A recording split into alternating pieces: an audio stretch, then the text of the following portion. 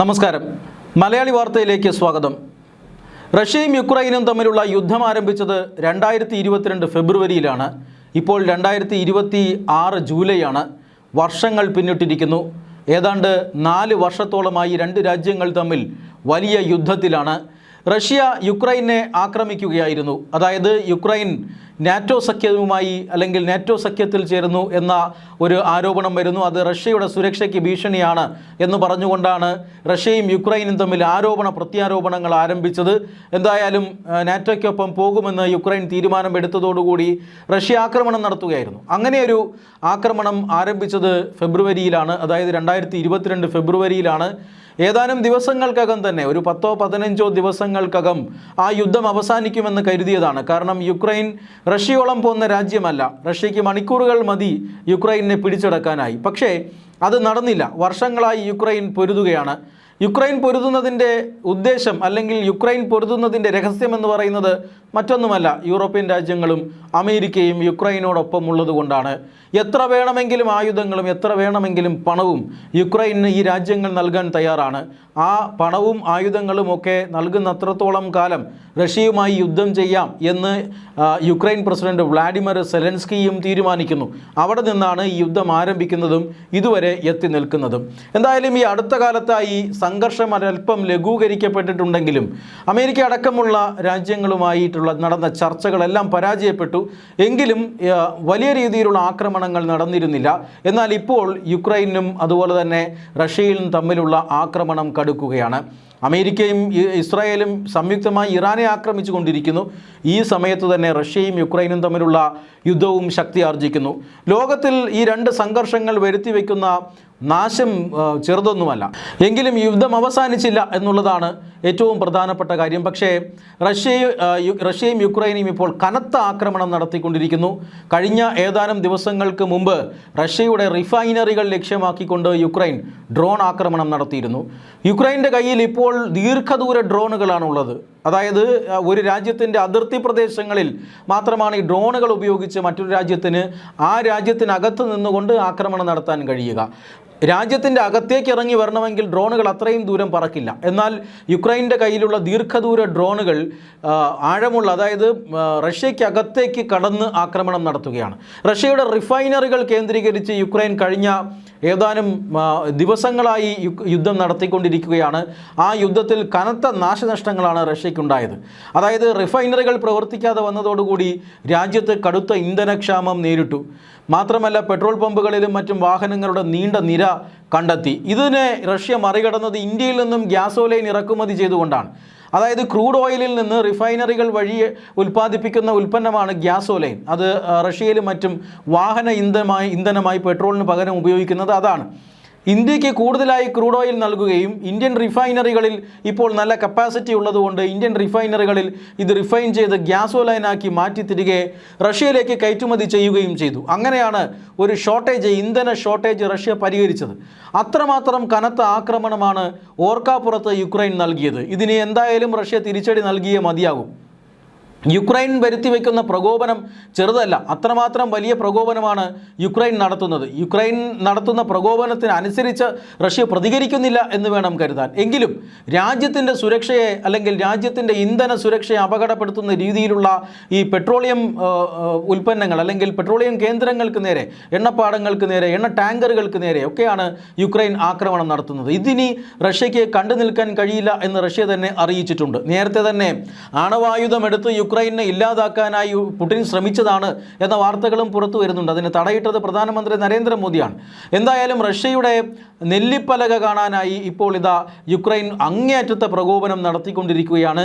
ആ പ്രകോപനത്തിന് തിരിച്ചടിയായി കഴിഞ്ഞ ദിവസം ഒരു ആക്രമണം റഷ്യ നടത്തിയിരുന്നു.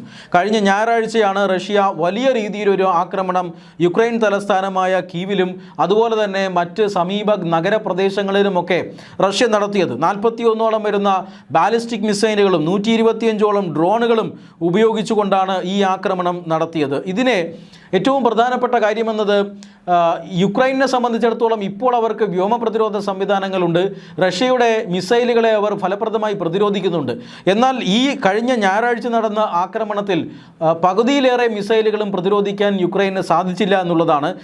പകുതിയിലേറെ മിസൈലുകളും ഏതാണ്ട് ബഹുഭൂരിപക്ഷം ഡ്രോണുകളും യുക്രൈനിൽ ലക്ഷ്യസ്ഥാനം ഭേദിച്ചു എന്നുള്ളതാണ് റഷ്യയെ സംബന്ധിച്ചിടത്തോളം ഏറ്റവും പ്രധാനപ്പെട്ട കാര്യം. ഇത് എന്തുകൊണ്ടാണ് ഞായറാഴ്ച റഷ്യ കനത്ത ആക്രമണം നടത്തിയത്? ഏറെക്കാലത്തെ ഒരു ഇടവേളയ്ക്ക് ശേഷമാണ് ഇത്ര കനത്ത ആക്രമണം യുക്രൈനു നേരെ റഷ്യ നടത്തുന്നത്. അതിന് പ്രധാനമായും 2-3 കാരണങ്ങളുണ്ട്. ഇതിൽ ഒന്നാമത്തെ കാരണം എന്ന് പറയുന്നത് അനുകൂലമായ സാഹചര്യമാണ്. ആ അനുകൂലമായ സാഹചര്യത്തിൽ ഒന്ന് എന്ന് പറയുന്നത് പാട്രിയോട്ടിക് മിസൈലുകൾ യുക്രൈന് തീർന്നിരിക്കുന്നു. പാട്രിയോട്ടിക് ഇൻ്റർസെപ്റ്റർ മിസൈലുകളാണ്. ലോകമെമ്പാടും അമേരിക്ക നൽകുന്ന ഇത്തരത്തിലുള്ള ആയുധങ്ങൾക്ക് വലിയ ഷോർട്ടേജ് വന്നിട്ടുണ്ട്, പാട്രിയോട്ടിക് മിസൈലുകൾ പ്രത്യേകിച്ചും. കാരണം അമേരിക്ക ഇറാനുമായി യുദ്ധം ചെയ്തുകൊണ്ടിരിക്കുകയാണ്. ഇറാന് ചുറ്റും അമേരിക്കൻ ബേസ് ക്യാമ്പുകളുണ്ട്, പട്ടാള ക്യാമ്പുകളുണ്ട്. ഈ ക്യാമ്പുകളിലേക്ക് നിരന്തരം ഇറാൻ തിരിച്ചടിയെന്നോണം മിസൈലുകൾ കൊണ്ട് ആക്രമിക്കുകയാണ്. ഈ മിസൈലുകളെയൊക്കെ അമേരിക്കയ്ക്ക് പ്രതിരോധിക്കേണ്ടതുണ്ട്. വിവിധ ഗൾഫ് രാജ്യങ്ങളെല്ലാം ഈ പാട്രിയോട്ടിക് ഇൻ്റർസെപ്റ്റർ മിസൈലുകൾ ഉപയോഗിച്ചുകൊണ്ടാണ് ഇറാൻ്റെ മിസൈലുകളെ പ്രതിരോധിച്ചു കൊണ്ടിരിക്കുന്നത്. ഇറാൻ്റെ കയ്യിൽ മിസൈൽ സാഗരം തന്നെയുണ്ട്. യുക്രൈൻ്റെ കയ്യിൽ വളരെ കുറച്ച് മിസൈലുകളെ ഉണ്ടായിരുന്നുള്ളൂ. അതുകൊണ്ട് തന്നെ ഇൻ്റർസെപ്റ്റർ മിസൈലുകൾ തീർന്നു. അതോടുകൂടി റഷ്യയിൽ നിന്ന് വരുന്ന മിസൈലുകൾ വെടിവെച്ചിടാൻ മിസൈലുകൾ തികയാതെ വന്നു ഇപ്പോൾ ഈ യുക്രൈൻ.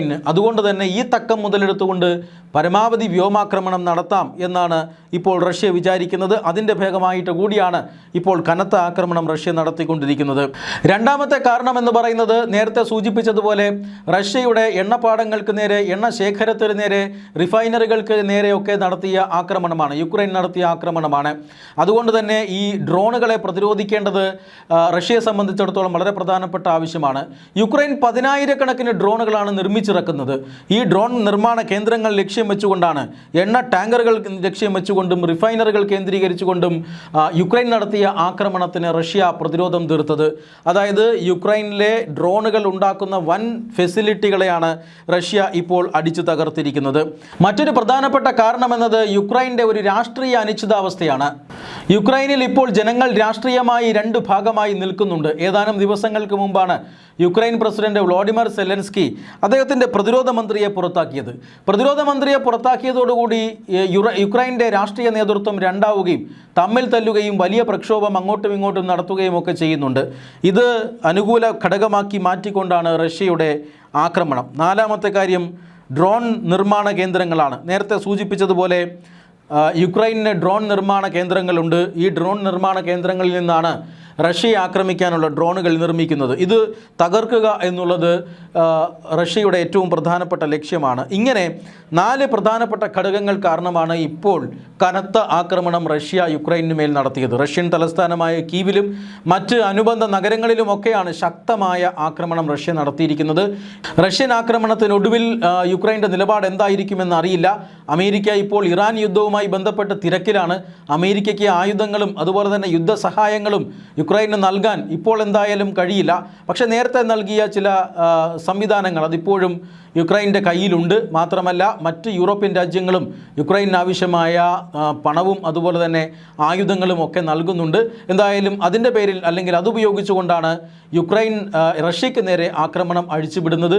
അങ്ങനെയൊരു ആക്രമണമാണ് അല്ലെങ്കിൽ അങ്ങനെയൊരു ഡ്രോൺ ആക്രമണത്തിന് ബദലായിട്ടാണ് ഇപ്പോൾ റഷ്യ കനത്ത ആക്രമണം യുക്രൈൻ തലസ്ഥാനമായ കീവിൽ നടത്തിയിരിക്കുന്നത്.